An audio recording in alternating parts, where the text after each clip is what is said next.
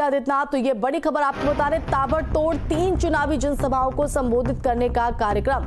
तो आपको बता दें कि झारखंड के कोडरमा, बड़कागांव और जमशेदपुर में ईस्ट में जो है रैली मुख्यमंत्री की आयोजित है, जिसको लेकर तमाम तैयारियां पार्टी कार्यकर्ताओं की तरफ से की जा चुकी है। तो सीएम योगी की कोडरमा में सबसे पहले जनसभा होगी, जहां पर वो बीजेपी प्रत्याशी के हित में वोट की अपील करते नजर आएंगे। तो झारखंड और महाराष्ट्र में सीएम योगी की भारी डिमांड है और हिंदुत्व का जो एजेंडा है वो कहीं ना कहीं काफी हावी होते नजर आ रहा है। और संवाददाता शुभम पांडे भी हमारे साथ लाइव जुड़ गए हैं। शुभम, आज झारखंड के चुनावी रण में हुंकार भरते नजर आएंगे मुख्यमंत्री, क्या कुछ पूरा कार्यक्रम रहने वाला है और लखनऊ से कब रवानगी?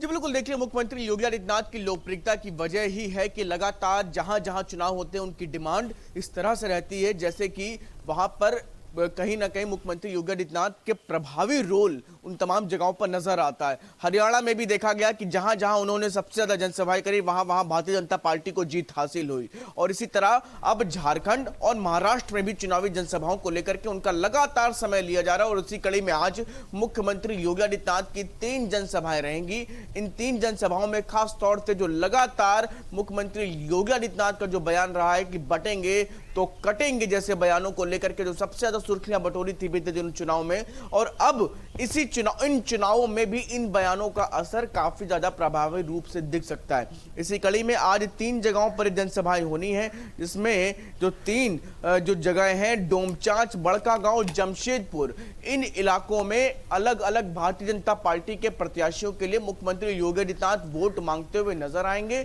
और चूंकि लगातार स्पष्ट तौर पर मुख्यमंत्री योगी आदित्यनाथ सनातन और उसके अलावा बटेंगे तो कटेंगे जैसे बयानों को लेकर के चर्चा में रहे, और इनका असर भी चुनाव में भारतीय जनता पार्टी को लाभ के रूप में नजर आया है। और ऐसे में इसी चीज को भारतीय जनता पार्टी पूरी तरीके से उन तमाम क्षेत्रों में भुनाना चाहती है, इसका पूरी तरीके से लाभ उठाना चाहती है, जिससे कि ज्यादा से ज्यादा भारतीय जनता पार्टी को सीटें इन क्षेत्रों में मिल सकें। और उसी दिशा में अब भारतीय जनता पार्टी काम करती हुई नजर आ रही, जिसकी वजह से उत्तर प्रदेश के मुख्यमंत्री योगी आदित्यनाथ आज दोपहर में इन तीनों जगहों पर अलग अलग समय पर पहुंचेंगे और वहां पर इन जनसभाओं को जो है पूरी तरीके से संबोधित करेंगे।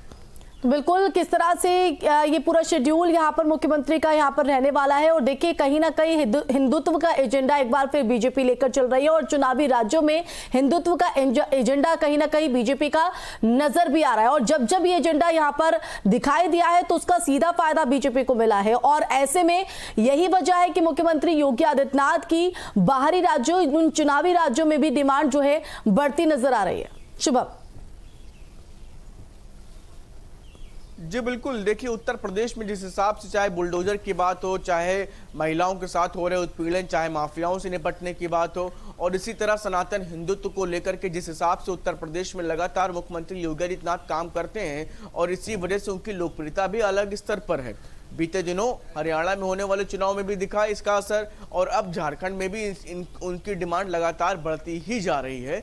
और इसके बाद क्योंकि महाराष्ट्र में भी चुनाव है तो उन जगहों पे भी अलग अलग जगहों पर मुख्यमंत्री योगी आदित्यनाथ की जनसभाएं हैं। और चूंकि वो लगातार इस तरह के मुद्दों को लेकर के, चाहे सनातन हो, हिंदुत्व हो, मुखर होकर के अपनी बात रखते हैं, जिसकी वजह से लोग उनको काफी ज्यादा पसंद करते हैं। और पसंद होने की वजह से इसका लाभ भी सीधा भारतीय जनता पार्टी को मिलता हुआ नजर आता है, जिसकी वजह से आज और यही वजह है कि स्टार प्रचारकों में सबसे अगर देखा जाए तो मुख्यमंत्री का जो नाम है वो हमेशा शुमार रहता है। फिलहाल आप इस दौरे को लेकर, इस चुनावी जनसभा को लेकर नजर बनाए रखिएगा।